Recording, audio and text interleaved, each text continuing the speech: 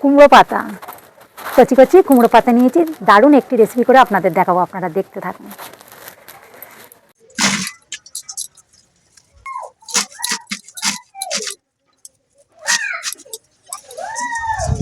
দিয়ে দেবো লবণ, লবণটা মাখিয়ে রেখে দেবো।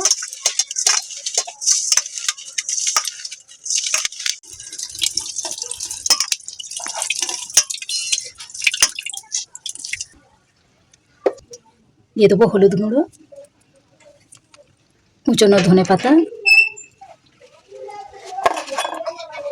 কুচনো পেঁয়াজ, দিয়ে দেবো বেসন,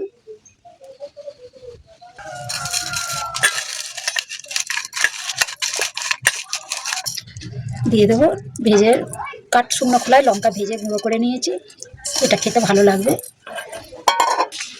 এবারে জল দেবো না, এই জলে দেখবো কতটা মাখানো যায়, তারপরে জল দেবো প্রয়োজন হলে।